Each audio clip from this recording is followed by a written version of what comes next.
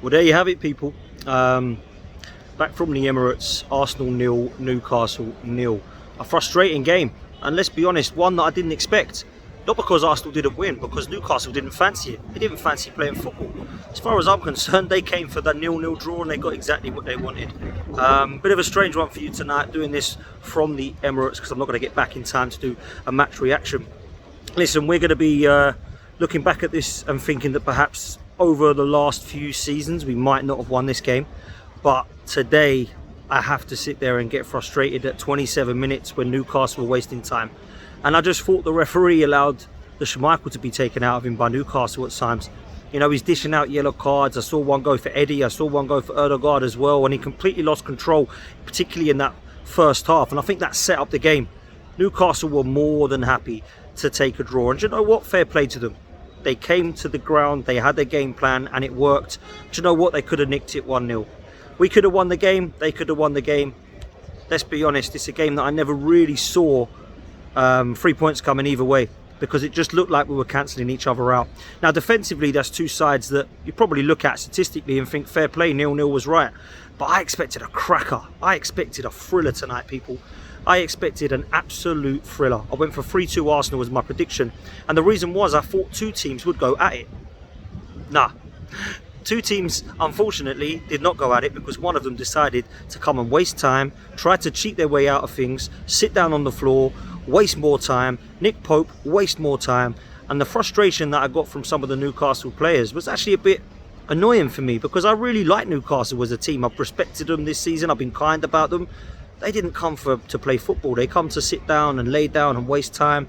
And listen, game plan worked. They got what they needed. Unfortunately for them, they will take away that they just can't play football to try and beat Arsenal. And I think they might have had a chance if they would have given it a go tonight. Wow, it's windy out here, people. That didn't happen. And a frustrating night for the Arsenal in parts, because I felt that we were just definitely just lacking something. And I have to big up a few players tonight. I thought that Thomas Partey was just outstanding in everything that he did. I thought that every time he got the ball, he was trying to look forward. He was breaking up play as usual. He had his usual moments where you just see a little bit of glimpse of quality, and I was massively impressed with him tonight. The other player I have to big up is Zinchenko. I thought most of the stuff that was coming down that left-hand side was because of him. I thought he was really, really good tonight. Martinelli and Saka, they look great in parts, but I didn't think either of them were at it properly tonight. They're not going to be, not for 90 minutes in every single game. Eddie Nketiah started really well. I thought he was holding the ball up well. He was really strong. He was breaking up play. He was winning back tackles. He was getting into people's faces. But it is just a little bit of frustration with him sometimes. Great save from Nick Pope, to be honest. And maybe we could look at that and think that on another day that could go in. But what was even more concerning for me was the lack of substitutions. Now, the reason there was a lack of substitutions is not because he didn't fancy making any and we didn't have any available. It's because there's actually nobody on that bench. When you look at one of the names on the bench, you don't even know who the kid is. There's a problem for me. We need to get into this January market, and we need to get into it quick, and we need to seal the deal for Mudryk, get in João Felix if it's possible, bring in another midfield player and bring some strength and depth into this bench, because we've only got Smith Rowe to come back. That is it. When you've got Tierney and Tomiyasu as your two options, and Fabio Vieira and Marquinhos, we're kind of scraping the barrel here. So that was a big concern for me. I look at the situation going forward now and think that we have an opportunity to get these deals done quickly. We see Cody Gakpo coming in at Liverpool really quickly, and he's now available. We need to get Mudryk in, because for me, against Tottenham, we're going to need a lot. We're going to need a lot from that bench to have an option, and I just don't see that we're going to be able to do that at the moment. The other thing I want to mention is I personally look at Newcastle as a huge threat for top four, but I just felt tonight they showed why perhaps they're not ready for the title. And I'm not saying that they should have come and played football at the Emirates, because when people do that, sometimes it don't go right and they lose. What I will say is I was a bit a bit shocked at some of the lack of quality in their final third. I didn't think they really had a go. So maybe tonight is not a good night to judge Newcastle in terms of them playing attractive football, because they didn't. It wasn't attractive for me. There was a few players that I thought looked pretty decent, but actually when you look at it, Arsenal I think showed more quality and showed why I think that they're in a title race. Newcastle statistically I think are in a title race at the moment, but I think they will drop off. Couldn't break Leeds down, couldn't break Arsenal down. Perhaps there's a problem there.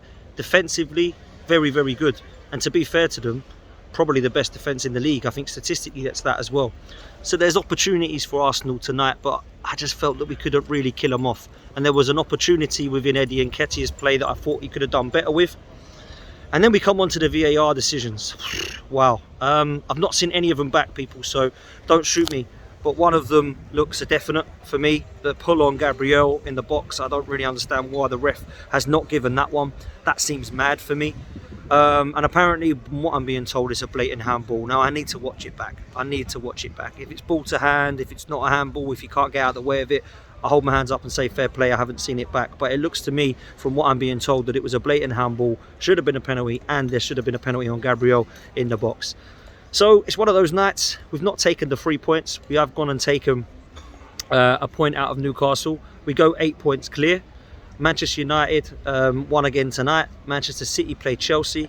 So let's see what happens. You know, Man United looking strong for top 4. Manchester City, I think, absolutely fine for top 4 and probably favourites still for the title.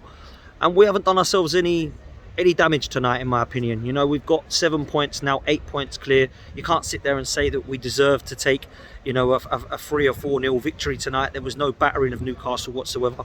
I thought they set up very well. They made it very hard for us. And big up Eddie Howe, because he's got that in his game. He's got the Diego Simeone in him, hasn't he? You know, he's able to take points off of big teams, and he's done so already this season. So I am going to do what I normally do and big up Newcastle. I just become a little bit disappointed with the way they did it tonight. I didn't feel they were that team that would lay down, that would waste time, that would kick the balls away, that would be dirty, that would try to hack us. And I suppose I'm a little bit disappointed because I quite like Newcastle and I don't like teams that do that. But it happens against my team, and my team have done it over the years as well. So sometimes you have to do that to take the points. The way I see it is this, people. This is definitely not going to affect us moving forward. A loss might have. A loss going into a North London derby is not what anybody wants. It's not ideal. But actually, when you look at it, we're still 8 points clear going into the North London derby, and then Manchester United, which is going to be a huge game at the Emirates because of the way that they're playing at the moment. So we keep the faith, we keep the momentum. Partey, for me, man of the match today. Zinchenko, very, very close. Other than that, a point for the Arsenal, 8 points clear, and we move forward to that North London derby. Make sure you hit a like on this video. Make sure you subscribe to the channel if you haven't done so already. On the road to 7k, people, so please help me on my journey, and I will see you very soon for more content. Take it easy, people.